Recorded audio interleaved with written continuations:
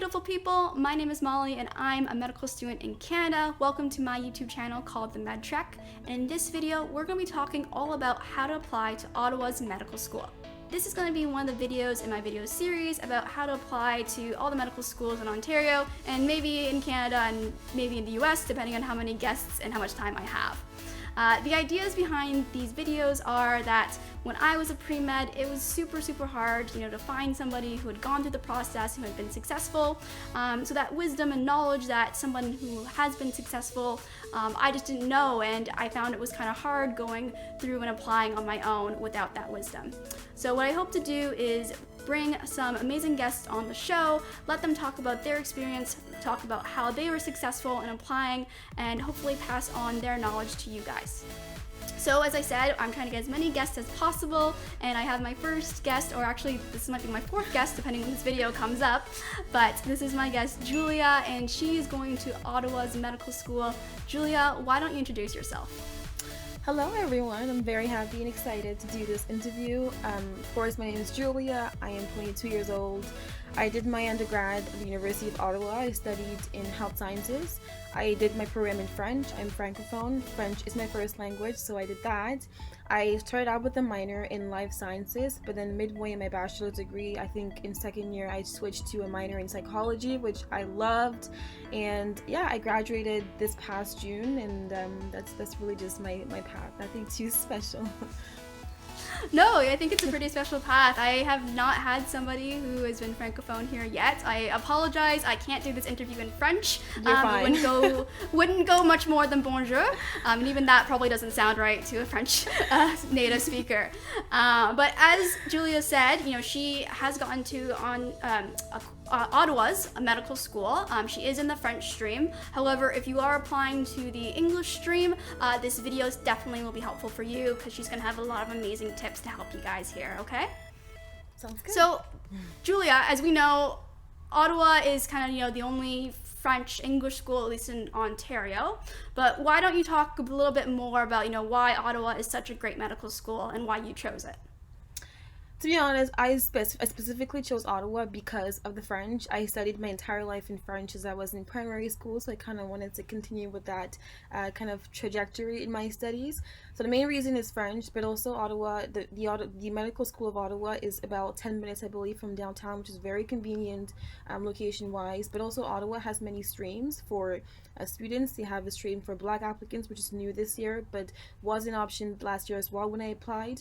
They have a stream for the military program if you're into working for the military later in the field of medicine.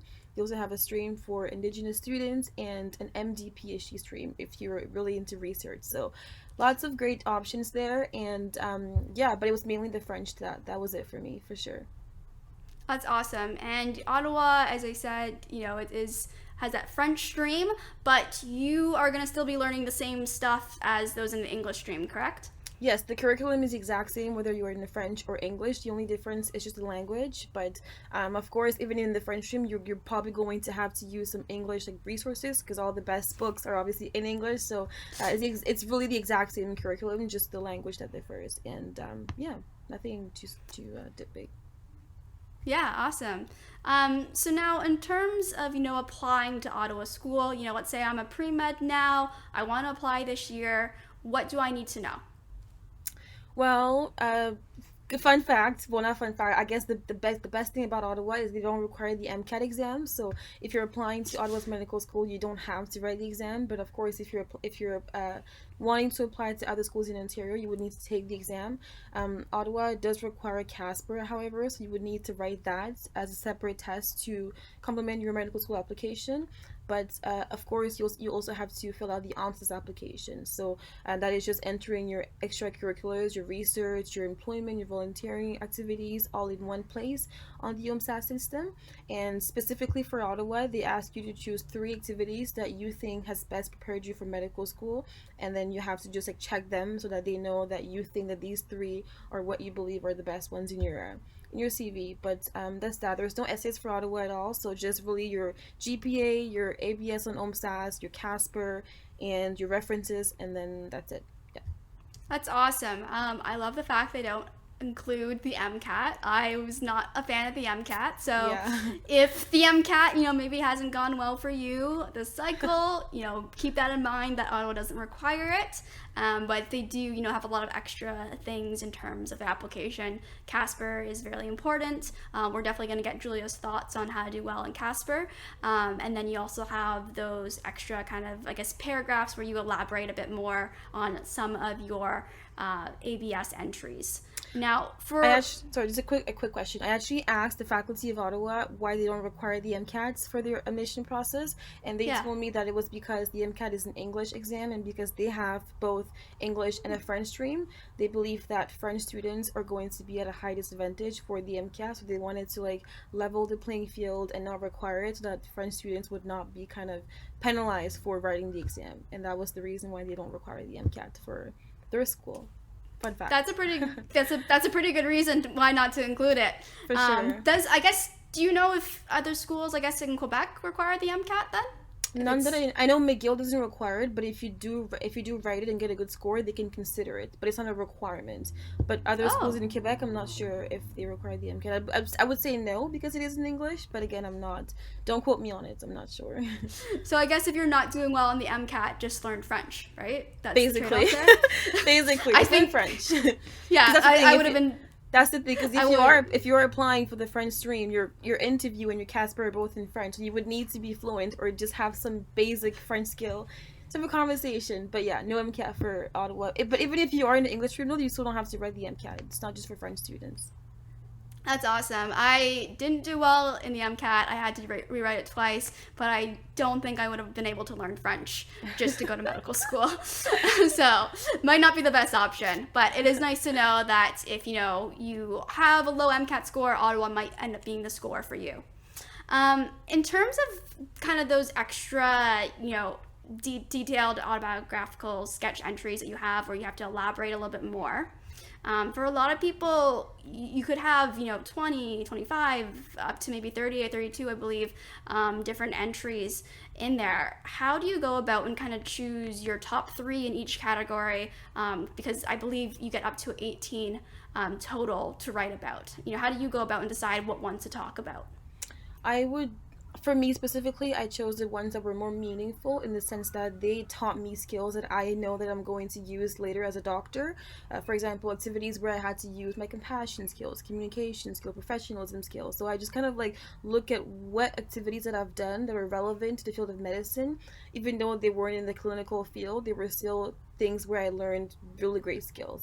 You can also choose based on the timeline, so which things that you've done for a longer period of time, which is more meaningful in that sense as well. So it's just basically what you believe has best prepared you for medicine, whether it's time-wise or skills that you've learned, or just literally clinical experience that you've gotten that you can use as a doctor in your future career. I think it's some great points in trying to choose what to decide. I think for anything, you also want to try and choose things that might stand out. A lot of people might have experience in a hospital, that's kind of a standard pre-med activity. So if you have a really cool experience that you don't think a lot of people have had before, maybe you play a really wacky instrument, or maybe, you teach, I don't know, I've heard another YouTuber here did salsa dancing. Wow. I put down that I foster service dogs, which I don't think a lot of pre-meds do.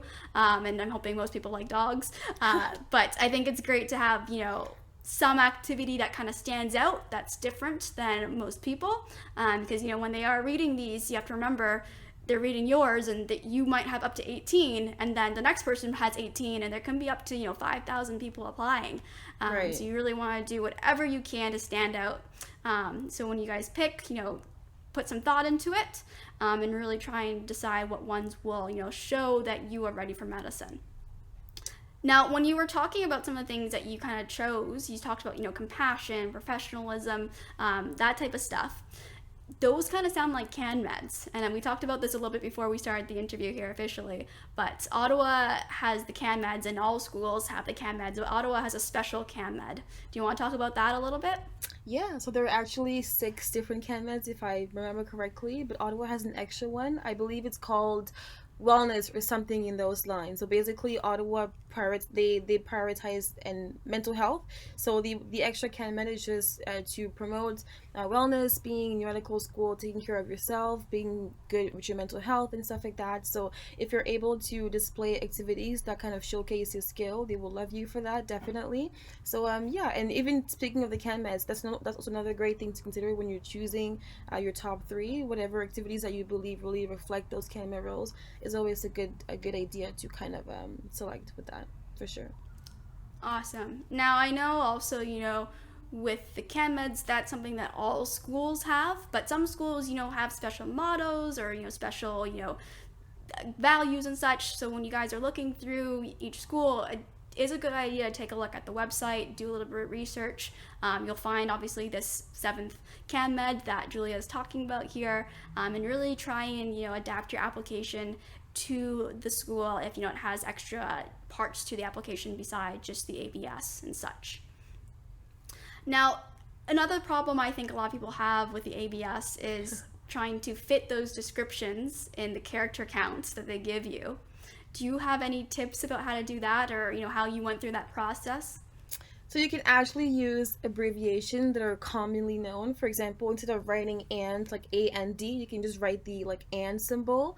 So if you have some little, if you have some little words you can shorten, you can definitely do that as long as they make sense and they can easily be understood by someone else, not you reading your ABS.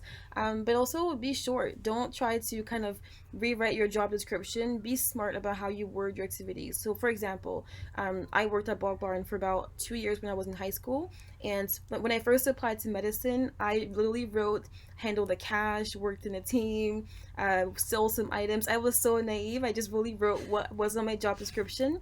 And when I reapplied the second time in my fourth year, I actually tweaked it around and I wrote stuff like, handle cash with integrity and respect, collaborated with 15 team members, display professionalism, mediated conflicts between like patrons and stuff like that. So I just basically, instead of saying what I did, I displayed the skills that I gained from that activity. So be smart about how you kind of go about your ABS, which will help you cut down words as well, because you're not just filling in words, you're actually explaining what you've gained from XYZ activity, for example.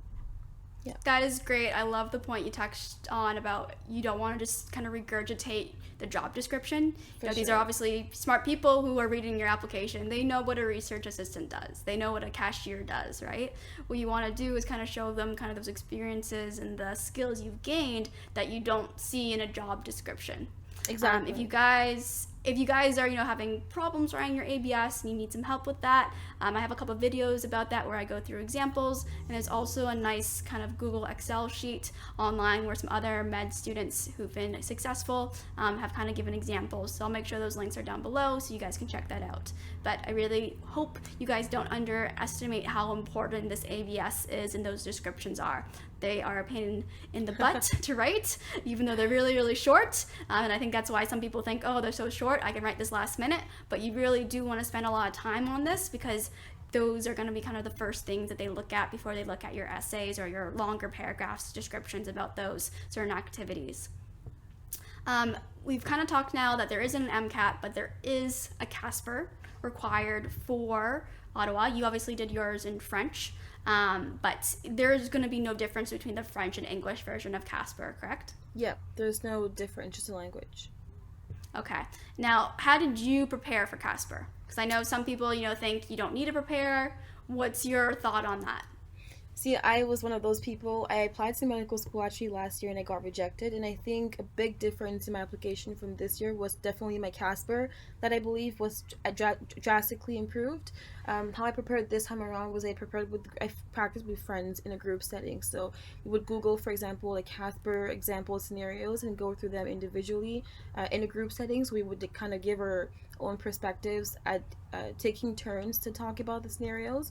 And I think doing that in a group setting was very helpful because you got to see other people's perspective about the same situation. So sometimes like I would think to myself, oh, that's a good point, I hadn't even thought about that, whenever like my friend would say something about the scenario. Or like sometimes my friend would point out some red flags in my answers and I would think, oh, that's so true, that's actually really, I would not say this over again. So having other people kind of giving their 2 cents on a situation really helps you kind of see what you're missing and where you could be improving in your answers. I also practice my typing speed. I am pretty good at typing because I type all my notes on my computer in classes and stuff, but practicing typing my answers in a short amount of time also helped me with my time management when it came to answering CASPer questions during the actual exam. That's awesome. I love that you're collaborating with your friends and such. Yeah. I didn't have many friends applying to medical school, so that would have been really nice to, have that support system. And it's great that you guys were able to collaborate and, help each other. I think a lot of people can find that the pre-med kind of environment can be toxic sometimes. So I'm glad to hear that you had a great friend support who were helping you. Hopefully they all got into medical school as well. They did. You talked. Awesome. That's great. Yeah. You talked a little bit about that typing speed. Do you think it's really important to have a super fast typing speed? Do you think, if I don't have 200 words per minute or something, I'm not going to get in? What did you have any tips, to work around having a slower typing speed? I wouldn't say it is the most important thing about CASPer. It is very important for sure, because if you aren't able to type fast, you obviously cannot communicate your great answers. But I would say content matters a lot more than how much you're able to put out there. So I didn't, for example, in my CASPer, I sometimes I couldn't get to all three questions in every scenario, so I had to skip some scenarios sometimes, and obviously that didn't really affect me very much. But so I wouldn't say typing speed is the most important thing, but it's very important, and like how you can kind of get over that is just practicing. There's many practicing typing tests online. You can just kind of type and see how fast you are, and just keep practicing, and it'll get better. And or if you're someone that takes your note by hand, maybe start typing your notes when you're in class. It kind of helps you get in the habit of using your keyboard a lot more, because then you develop muscle memory and you're able to type a lot quicker than if you were just writing your notes by hand and stuff like that. So it definitely helps to type fast, but I wouldn't beat myself over it if I couldn't type like 3,000 whatever unit is per second. But for sure, it's important, but not the most important thing for CASPer. I definitely agree with that. Even if you have a really fast typing speed, if you're not typing anything that makes sense or meaningful, that doesn't matter. You definitely might get cut off, as you mentioned. I definitely got cut off a couple times with some of my stations. It still worked out because I got interviews to McMaster and Ottawa when I applied 2 years ago. But I think if you can spend a little bit of time, practicing your typing speed, there's lots of games as well. I think there's like a race car game where you can see your car going across the screen if you need motivation to make it fun for you. But I think that's a great point about typing speed. In terms of, CASPer yourself and kind of preparing for the day leading up to CASPer, did you do anything special? Did you do any practice tests online?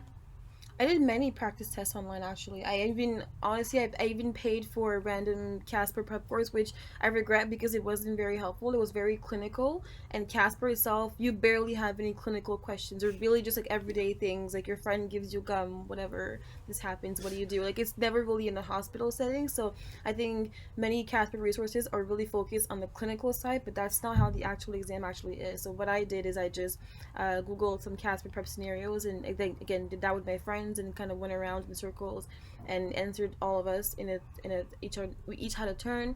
I read lots of CASPer answers from various forums that people have kind of answered and stuff like that.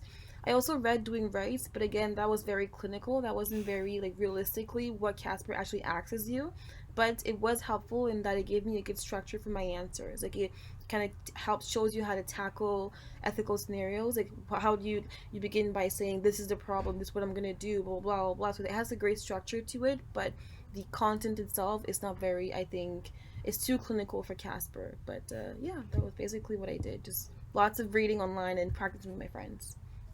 I love that you brought up Doing Right, because I feel like it's this kind of Bible almost for CASPer for a lot of people. I don't think I actually read the whole book because I ended up not having time. As you said, I totally agree with Julia here that it's kind of helps you get into that ethical mindset. But it is very much more clinical based. So if you want to maybe read a couple chapters of it to kind of get the hang of it, maybe do that. But I don't think, you have to read the full thing back to back. Or I've seen some pre-meds have it highlighted and sticky notes everywhere and such. Yeah. I think your time might be better, spent doing practice tests or, doing what Julia did here, talking with friends about questions and such, and just kind of practicing as much as possible. But doing right. I second that, because honestly, the best thing you can do to prep for CASPer is to practice, because the more scenarios you see, you kind of see that there's recurring themes in all the scenarios. They have the exact same themes, the same, if not the same questions, the same underlining reasoning. So the more practice you do, the more comfortable you get with that structure of how to kind of structure your answer, and the more comfortable you get with the themes that kind of keep coming back in the questions. So you definitely can prep for CASPer if they do lots of scenarios, that you'll get more familiar with the structure of the test, for sure. Awesome. So yeah, hopefully you guys practice and get prepared for CASPer. It seems CASPer is getting more popular in schools. Last year, Queens also included CASPer into their application, and I anticipate maybe some other schools might start adding it too. So that definitely, spend a lot of time. Sometimes CASPer seems kind of like an afterthought because it's after the OMSAS application deadline of October 1st, but don't forget about it, and make sure you guys are well prepared for it, because Ottawa is definitely going to be looking at your CASPer scores. So we've kind of talked now a little bit about the ABS, we've talked about CASPer. The other thing that you need to kind of submit with your OMSAS application is that GPA. Do you know the cutoff scores for the English stream and the French stream? Yeah, so for the English stream, the cutoff is 3.85. It's pretty high, but I believe it's pretty high because there's no MCAT, so they want to make sure that you still have that academic responsibility in your personality. And for the French stream, it's a bit lower. It's at 3.7. So yeah, those are just basically it. Yeah, and I think a couple of years ago, they actually didn't have it as a cumulative GPA. It used to be weighted. So make sure you check the website, for any school that you're applying to see how your GPA is going to be calculated, because each school seems to be different. Some schools drop certain grades and such, but I do believe that Ottawa right now is just cumulative, so all your grades are going to count and basically divide by how many courses you did. Yeah, they look at your most 3 recent years, and it's your cumulative GPA. So they stopped doing, they used to do the weight GPA, where your latter years would count a lot more than your earlier years in your undergrad, but now they just, all years count the same, and it is just your most 3 recent years. So if you're applying in your 4th year, your first year technically wouldn't count if you're applying after having done 4 years of university. Okay, awesome. Now, for people, premeds love to say they have a 4.0 GPA, or they really want to get that high GPA. For yourself, did you have any tips or tricks of how you kind of maintain a good GPA throughout your undergrad? So I'm just gonna disclaimer and say I did not have a perfect GPA at all. I was so far from it, so I don't want to be a hypocrite a little bit. I did not have a perfect GPA. It was strong and it was a good GPA, but it was far from perfect. That is 100%. But my tips that I can give to kind of keep that GPA high is to do not accumulate. I promise you, this is not high school. You cannot study for your exams the night before. I promise you. So what I do is just review your notes as you go every single day. Review your notes. That'll give you time to prep for questions for the prof before the exam, so you have enough time to get those questions actually answered. So don't accumulate your studies. Do them as you see them in class. It will really, really help you take the time to understand and master the class notes or whatever. And also, I found studying in groups really helped me personally. I found that sometimes my friends had questions that I didn't even think about, but I actually had the exact same questions but didn't know it because I didn't know those questions. So studying in groups really helps you see what other people kind of understand from the material, and when you get to explain the content to someone else, you get to see if you get it, because if I'm able to explain you something and you understand it, that means I'm also understanding it as well. So group settings definitely helped me study very well, but my main thing was do not keep it to the last minute. Review your notes as you go, and that's how you kind of make sure you understand and you have time to ask questions if you don't get something. That is such a good point about trying to, maintain a good study schedule, not leave things all to the last minute. I'll let you know right now, after doing a year in medical school, there's no way that you can. I think there's the meme where there's a fire hose or something, where there's all this content coming at you. It's really, really true that material is coming at you so fast, and it really isn't the ability. If you have the ability to study last minute, good for you, but you really want to try and build up those habits well in undergrad, so that once you guys get to medical school, you'll have them already. And also, kind of the idea behind, you don't need a perfect GPA, which I like. I'm glad that we have, people on the YouTube channel, showing that they didn't have a perfect GPA. They took a different path to medical school. Sometimes they did a whole different career, or did a PhD or master's. I think it's really nice to see that, you as well, Julia, might have not had a perfect GPA, but you were still successful. You are going to be a doctor. So it's okay, you guys, if you are worried about your GPA a little bit. There's so many different parts of your application that are also important too. So now we've talked a lot about kind of the application, what you need to do to apply to Ottawa. Now something that was kind of special for you was that you applied through the French stream, and you also applied as a Black applicant. Do you want to talk a little bit about that? Yeah, so when I applied last year, they didn't have an official stream for Black applicants, but if you got the interview to medical school, they give you the choice if you wanted to have a Black panel or a regular panel. And I chose a Black panel, and I was curious to see how that worked out, and I just wanted to connect with other Black people and just see, like, what's up. So I got the Black panel, and it was a great experience. I really felt that it really helped me connect with my interviewers. There was lots of cultural jokes being made, and I felt very comfortable because I knew that they knew what I was going through. And when I talked about my personal stories, like, I could see head noddings, and I knew that they were understanding what I was talking about. So it was a great bonding experience. I think it was very well worth it. I definitely would recommend it if you are a Black person. But again, you don't have to apply to the Black stream. If you are Black, it is an option, but it's not mandatory. But I definitely had a great experience with this, and I would highly recommend it to anyone considering applying to the Black stream. And then you also were in that French stream, and from my understanding, there isn't too much difference in terms of the application for the French and English stream, though, right? No, there isn't. It's just that if you're applying to the Black stream, you obviously have to do your interview in French. They do ask you one question in English just to make sure that you're bilingual if you check bilingual in your status, but your interview is in French, and your CASPer is in French as well. But when you get into medical school, actually, even if you are in the French stream, you have the option of going into English classes. So you don't really technically have to stay in French, but many people do, because if you're applying to the French stream, you want to study in French, so you would go to class in French. But there is absolutely no difference in the French and English except for the language. It's the exact same curriculum and materials. You just have to study in French, basically. Do you have to write your tests in French? Do you know that yet? You have the option. Even if you're in a French stream, you can do for English or French for your exam. Okay. Same thing for the English stream. You can also write your test in French, even if you are in the English stream. It's completely bilingual in Ottawa, which is like a really great option, I find. That's amazing for people who are also bilingual. Yeah. And I really like hearing that there's now going to be a new Black applicant stream here in Ottawa. I think a lot of schools are starting to have these streams because they are noticing there isn't a lot of diversity in medical school.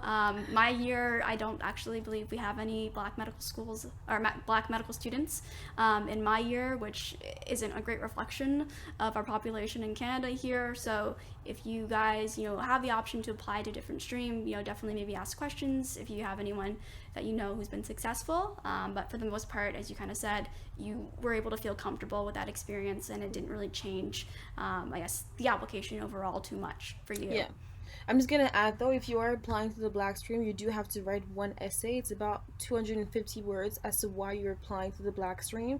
It is just, I was actually part of the committee that decided to actually implement the Black stream at the Ottawa Medical School. And the reason behind the essay is just because they want to see your reasoning, if you're applying there for the right reasons, or if you're just kind of not really well-intentioned, and they're filtering out kind of like well-intentioned people through those essays. So it's just be honest and be genuine as to why you're applying to the Black stream, but that is an extra requirement that you will have to do if you're applying to the Black stream. Again, this is just new for this year. This was not a thing before the 2021 cycle. Awesome. Thanks for letting us know that. And I think it's kind of interesting to see how every year new things are being added to the application, and I think that's really important. I just made a guide for kind of applying to Ontario schools. You can check that out on my Instagram link.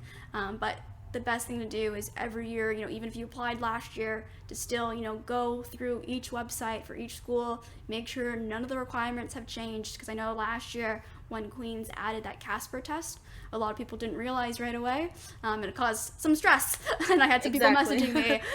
So, do your job, take some time, look at each website, to figure out if they have any, extra CanMed roles like Ottawa does. I didn't know about that. Hopefully they just added that and I didn't miss that when I applied.